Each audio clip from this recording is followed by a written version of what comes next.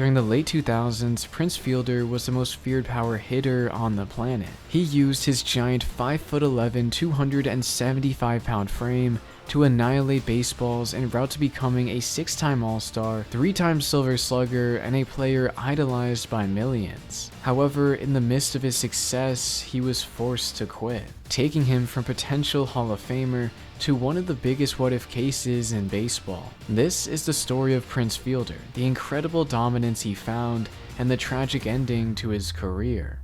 Growing up as the son of a prominent big league player, Cecil Fielder, Prince was able to learn firsthand the ins and outs of MLB. In fact, at just 7 years old, he was already getting praise for his impressive ability. Then at 12, he had the opportunity to take batting practice at the Tigers ballpark, where he demonstrated his strength by sending a ball into the upper deck. From this moment on, scouts were in awe of the young man, knowing he had the makeup to become one of baseball's premier power hitters. That's why, after he mashed in high school with a .524 batting average and 10 home runs, the Milwaukee Brewers selected him in the first round in 2002. Right away, he became the crown jewel of the Brewers minor league system, tearing the seams off baseballs no matter the level. He was even named Minor League Player of the Year. So despite being just 21 years old, he was promoted to the major leagues for the first time in 2005, where he went on to serve as the club's designated hitter during interleague play. During this time, he had impressive moments, such as his role in the Brewers contest against the Twins on June 25th. Entering the game, the two starters, Johan Santana and Tomo Oka, were enjoying stellar seasons. But as the game unfolded, it quickly became all about the offense. Ricky Weeks hit his first career home run to extend their lead by 3 runs, before Minnesota came back to take the lead 5-4. The game was quickly falling out of their grasp, so they brought in Prince to pinch hit, with 2 men on and the chance to become the hero. Swing and a drive! Left center and deep! Hey, get up! Get out of here! Gone! For Prince Fielder! His 3-run homer was all they needed to close out the game, earning him praise as the club's future offensive leader, a thought which only became amplified on August 31st, when he again was the saving grace for the ball club. And delivers. Fielder to right and deep! Get up! Get up! Get out of here and gone! And the Brewers have beaten Pittsburgh on Prince Fielder's walk-off 2-run home run. As Prince returned out of the dugout for a curtain call, fans were confident they were witnessing a star in the making. The Brewers thought so too. For this reason, they traded their regular first baseman Lyle Overbay to the Toronto Blue Jays, thus giving Prince full reign at first base. The organization's decision to trade a solidified big league starter to give a 22-year-old everyday duties showed just how much they believed in the young powerhouse. And right away, this move started paying dividends on the offensive side. During the month of April, he excelled with a .344 batting average, 5 home runs, and 16 driven in, helping him earn Rookie of the Month honors. And by the end of the season, his numbers ranked towards the top in every offensive category among rookies. And the following year, he broke out even further. From the first game of the season, you could tell he was a far more mature hitter. Instead of trying to do damage on every pitch, he was much more selective, as shown in his walk percentage jumping considerably than the previous 2 years. This allowed him to wait for his pitch and use his powerful frame to obliterate baseballs, finishing the first half of the season with 29 homers, joint highest in the league with Alex Rodriguez. Because of this, everyone was raving about the 23-year-old's emergence, especially after he surpassed the previous National League MVPs Ryan Howard and Albert Pujols as the starting first baseman at the All-Star game, where he would end up going homerless. That didn't stop him though. He got even better during the second half,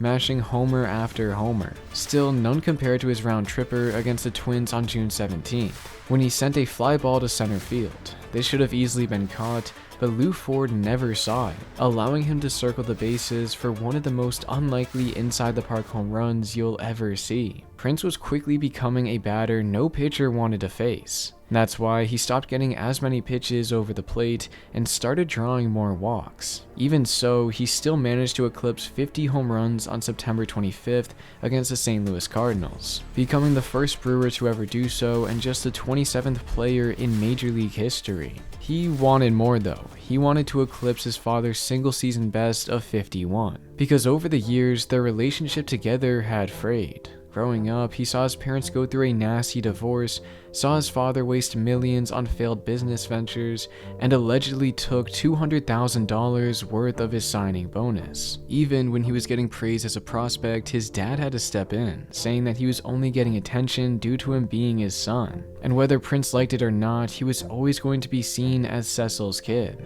Hopefully one day, whenever they mention my name, they don't have to mention his. That's why he needed to break his home run record. It would allow him to escape the comparisons. However, he was unable to do so after being walked 7 times in his final 4 games. It was disappointing to come up just 2 homers shy of surpassing his father, yet he was more upset about missing out on the playoffs, as the Brewers came out 2 games shy of the division winners, the Chicago Cubs. This was especially hard to digest since earlier in the year, it looked like they were going to run away with it. By late June, there were 14 games over 500, while nobody else in the division had a winning record. That was until they struggled tremendously between July and August, going a combined 20-34. But their season wasn't all bad. It was actually their first winning campaign since 1992, and they were eager to build upon their success the following year. For this reason, they went out and signed Mike Cameron to a 1-year, $7 million deal. He brought veteran leadership, good defense, and power to the top end of the lineup.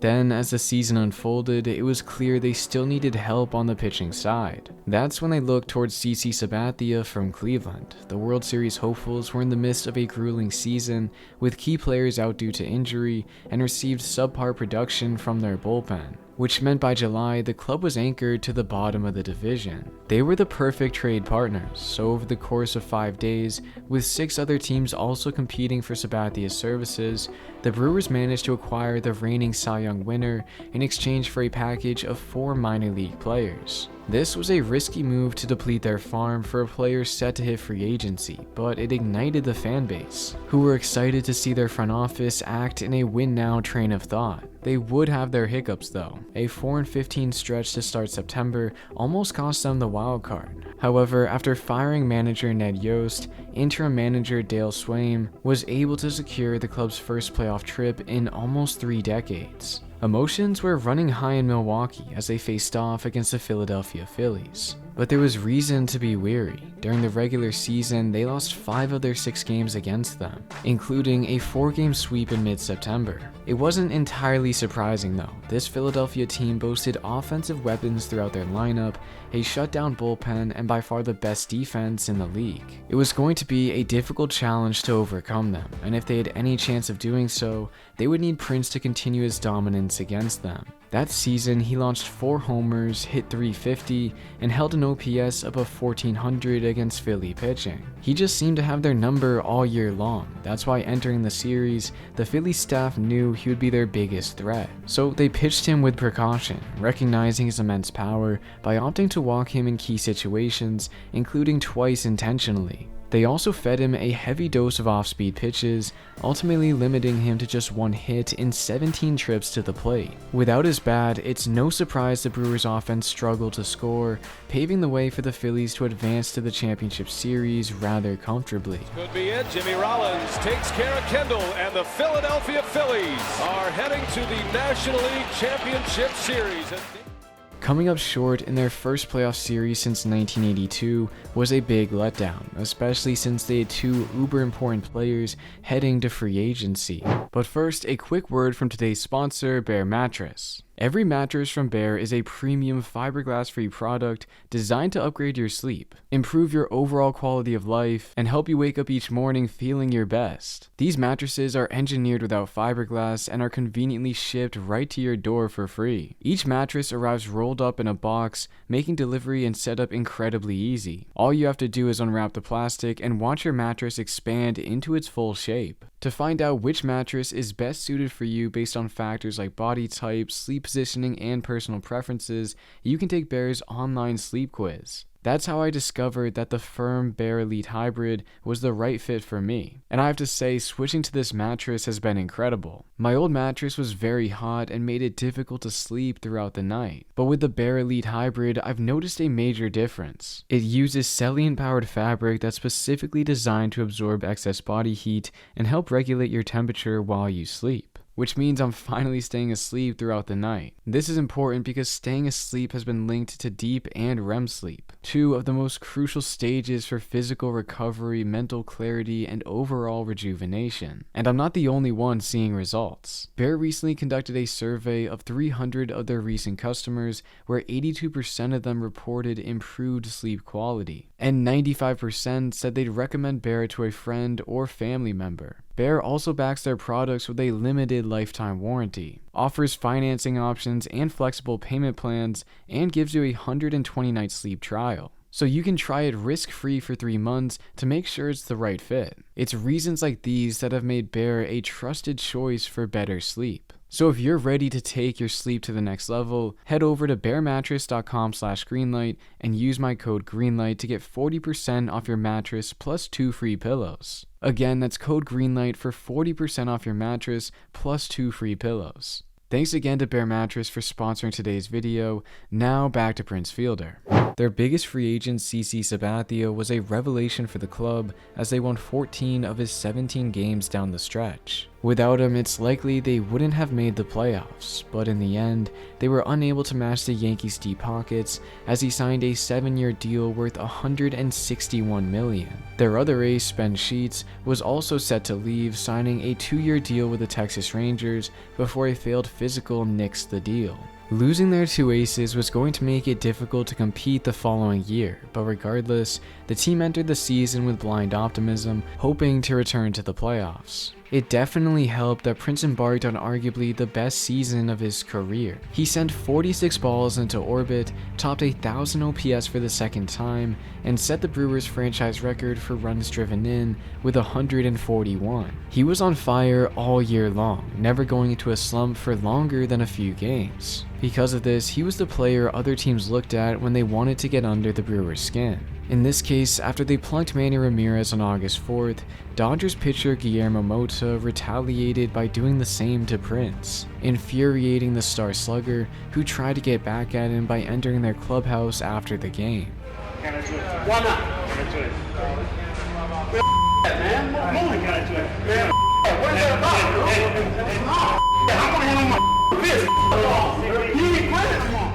This was a pretty immature act by Prince, although the emotion he showed that day also could have had something to do with the team. After starting the year strong, they were first place in the division by mid-May, before falling apart over the next few months, with their loss to the Dodgers sending them a game below 500. They would continue to play close to 500 ball for the remainder of the season, to finish the year 80-82, missing out on the playoffs by a considerable margin. This was the same case the following year, as their pitching staff lacked in comparison to their offense. So entering the 2011 campaign with Prince's contract set to expire, it became clear that if the Brewers had any chance of building a contending team, this would likely be their last opportunity. That's why they bolstered the rotation by acquiring Zach Greinke from the Kansas City Royals and Sean Markham from the Toronto Blue Jays. These two helped anchor a solid staff which also boasted Yovani Gallardo and Randy Wolf. Now equipped with a solid rotation,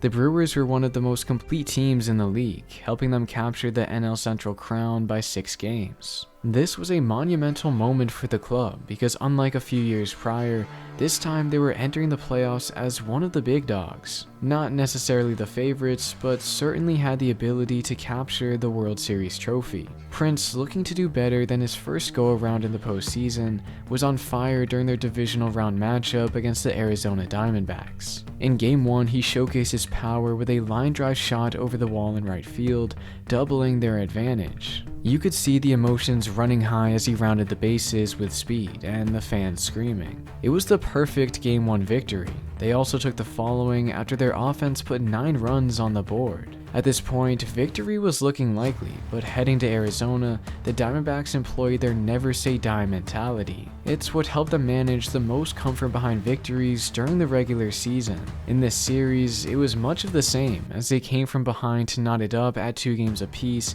heading back to Milwaukee. The Brewers were on the cusp of history, but not the good kind.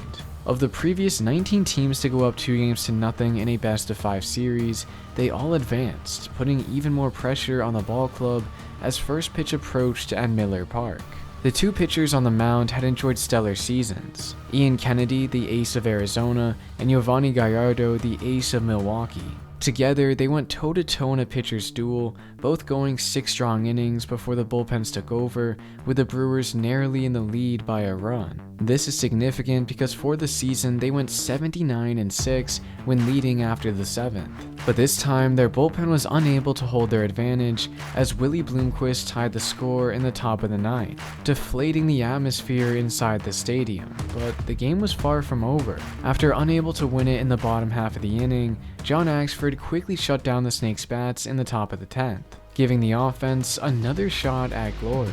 Able to bag at third, now creeping in as Gomez pulls one to left field, a base hit. Gomez takes off, and the ball gets away from Blanco. Gomez went sliding into second. 2-2. Morgan, base hit up the middle. Gomez is going to be waved around. The throw to the plate, not in time, and the Brewers advance to the National League Championship Series. The Brewers organization had been around for over 50 years, yet had just one series victory. Due to this, Prince was at a loss for words. Fielder here right now, Victor. Talk about the intensity in this one. Oh, man. Oh, man. I gotta go. Very intense. He wasn't at his best in Game 5, going 0 for 3 with a walk. However, his efforts during the first 2 were crucial to aid the Brewers past the Diamondbacks, setting them up to face the St. Louis Cardinals, the team they bested for the NL Central title. But don't be fooled, they still won 90 games in the regular season, and in the first round defeated the World Series favorites, the Philadelphia Phillies. They were keen on keeping their momentum going, quickly jumping on Zack Greinke with 5 runs after 5 innings, before the Brewers' bats finally started to wake up. To start the bottom of the 5th, both Corey Hart and Jerry Hairston managed hits with 2 strikes, to put runners on 2nd and 3rd with nobody out, placing immense pressure on pitcher Jaime Garcia to escape the jam, because with the Brewers' top 2 hitters up next, Ryan Braun and Prince, this was their chance to get back in the game. On the first pitch Braun saw, he lifted a ground rule double down the right field line to put them within 1 run. For the season, he hit .367 on the first pitch. Like him, Prince was also a force on the first pitch, hitting .333. He too was looking to do damage right away. Now it's Fielder, and a swing and a drive to right center, and the Brewers have taken the lead. 6 minutes and 45 seconds. That's the time it took from the first pitch of the inning till Prince crossed home plate with a lead. At this moment, it seemed like nothing could stop this Brewers team from taking home the club's first World Series title. Although, this is when the Cardinals came storming right back, taking the next 2 and ultimately the series in 6 games. And there it is. The St. Louis Cardinals are headed back to the World Series. After starting off the playoffs hot with 6 extra base hits in the first 7 games, Prince struggled towards the end of the championship series, going 1 for his last 14. Without his bat producing, the team scored only 14 runs over the final 4 games. It was a sad end to the season, which felt like it had so much promise. Now, for the first time in his career, he entered the offseason without knowing where he would play. Of course, the Brewers wanted to retain him, but he was asking for a deal worth roughly 8 years, $200 million. Far too rich for their blood, prompting general manager Doug Melvin to say, "It appears obviously that Prince Fielder will probably not be coming back at this time, so we had to move forward." That's why they went ahead and signed Aramis Ramirez for 3 years, $36 million. Leaving Milwaukee was hard to swallow. After all, it was the team he grew up with, the one where he became a superstar slugger, and the one that embraced him since he made his debut 7 years prior. But now it was time to move on. There were 2 other teams he was interested in playing for, one of them being the Toronto Blue Jays. They were led by late bloomer Jose Bautista, which meant adding another power bat into the lineup would give them a top offense in the game. However, they decided to allocate their resources towards pitching instead. Though it wasn't the end of the world, there were plenty of other teams that wanted to employ him, they just all balked at his asking price. It's what kept him unsigned through the GM meetings and even into late January. That was until a surprise team came into the mix, the Detroit Tigers. Initially, they had no intentions of pursuing him, but after Victor Martinez went down for the year with a knee injury, the team suddenly had a gaping hole on offense. That's when the two sides started to converse, and within a few days, they came together to sign the largest deal in franchise history at 9 years, $214 million. It was a big move which lifted the spirits surrounding the team after Martinez went down. Vegas thinks that we can win a World Series now, Don. They were a very good baseball team last year, and they've added Prince Fielder. That makes them that much better. Growing up, he spent much of his time in Detroit when his dad played there for 7 years. Their relationship had reportedly gotten better by this point, but there was still tension. After signing for the same team his father played for, Cecil said, "I'm going to take the high road and stay away from it and not cause any friction. You play for the Tigers, I played for the Tigers, do your thing. If you want to stay stuck, whatever cocoon you're in, stay there, but I'm not going to join you." Harsh words to hear after scoring such a lucrative deal, but regardless, Prince kept his head down and got to work on his new threads. He joined Miguel Cabrera as the best offensive pairing in baseball. In fact, Miggy credits him for his MVP season, claiming that having his bat behind his helped him see more pitches in the zone than the previous few years, meaning he walked less and did more damage. Therefore, it's safe to say without Prince's bat, the Tigers would have been screwed, as his 30 homers and the 108 runs driven in were just enough to win the division with 88 wins, a tally which would have come up short in every other division. Due to this, most coined them as the weakest team entering the playoffs, but they had the stars to compete with the best. Together, Miggy and Prince formed the most daunting offensive duo in the league, and their pitching staff boasted ace Justin Verlander, as well as other formidable starters in Max Scherzer, Doug Fister, and Anibal Sanchez. As a group, they narrowly escaped the Athletics in the first round. Their luck, however, was going to be tested even further when the 95-win Yankees stepped up. But surprisingly, they didn't hold too much of a contest, scoring a mere 6 runs in a 4-game sweep. Against all odds, the Tigers were heading to the World Series, their opponents, the San Francisco Giants. They had just won the Fall Classic 2 years prior and were already back for more. They didn't have superstar players besides Buster Posey and Matt Cain. Instead, they won games from their pitching depth, timely hitting, and veteran leadership. It was poised to be a good matchup, some were even predicting the Tigers to win it, while others were hesitant over their 6-day rest. Historically, many have claimed this to be a burden on a team, disrupting their momentum. In this case, they were right, as the Tigers' offense didn't put up much of a fight, scoring just 6 runs in 4 games. Partly to blame for their lackluster offense in the World Series was Prince's struggles. It actually dated all the way back to the start of the postseason. During the first 2 rounds, he hit .211 with a .558 OPS in 9 games. It got even worse in the World Series, as he recorded just 1 hit in 14 at-bats. They got away without his production in the ALDS and ALCS, but not in the World Series, capping off yet another painful playoff exit. Got him looking, and the Giants have won it all. On the bright side though, the Tigers still had stars to compete the following season, not to mention Victor Martinez coming back was going to be a huge bonus to the lineup. Together, they were able to improve upon their previous season's win tally by 5 games. Their pitching was still dominant, their bats were still elite, all that was left to do was get the job done in the playoffs. But once again, Prince was nowhere to be seen, hitting .225 with a .561 OPS in 11 games. Without his production, the Tigers were unable to make it past the ALCS, falling at the hands of the Boston Red Sox. Their exit wasn't purely his fault, but of the 4 losses to the Sox, 3 of them were by 1 run. Who knows, maybe if he were at his best, he could have turned at least 1 game on its head with a big hit.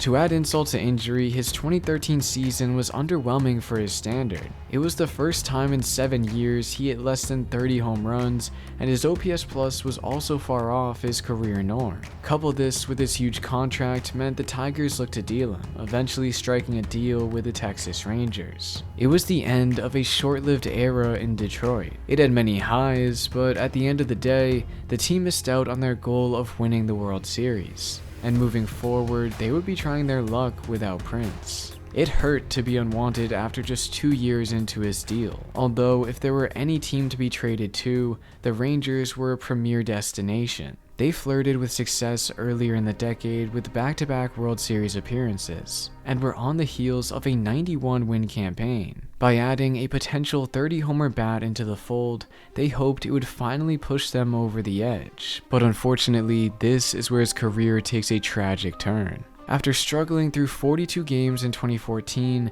it was announced he would miss the remainder of the season due to neck surgery. This was caused by a herniated disc located between the C5 and C6 vertebrae. When this happens, it can cause weakness in the muscles powered by that nerve, which means it affected his strength. For Prince, that was his greatest attribute.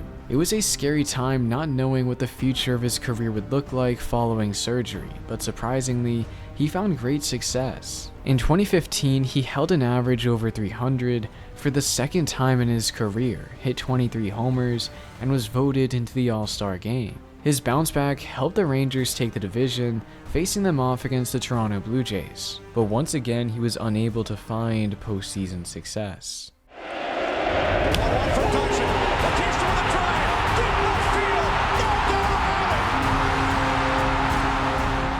Texas Rangers down to their final out. The Blue Jays are heading to the American League Championship Series. I really am starting to sound like a broken record because once again he was unable to shine when the lights got brighter, recording 3 hits in 20 at-bats. At 31 years old, he was starting to get up there in age. He understood his time was running thin to win a World Series, but in reality, his time was already up. Let me explain. He started off the 2016 season like any other, but just by watching his at-bats, it was clear he wasn't right. It was then determined around the midway point in the season that he would undergo his second neck surgery. This time, doctors advised him that he was physically incapable of playing Major League Baseball ever again. You know, 2 spinal fusions, I gotta, can't play Major League Baseball anymore. I just want to thank my teammates, all the coaching staff. I'm really miss being around those guys. It's to not be able to play is gonna be tough. Prince Fielder made over $200 million in his career. He got to retire early and spend more time with his kids. That sounds like an absolute dream, but despite this, he couldn't get over the fact that he was leaving baseball behind at just 32 years old. Now we're only left with what ifs. What if he reached 500 home runs or 2,500 hits? Maybe he would have received an entry into the Hall of Fame. It's a shame we never got to find out. Thank you for making it to the end of the video. If you enjoyed, make sure to subscribe. I would greatly appreciate it and I'd love to have you on board. Also, if you would like to learn about a player who, like Prince, was the most feared home run hitter before a tragic injury derailed his quest for 500 home runs, then click the video on your screen to find out more.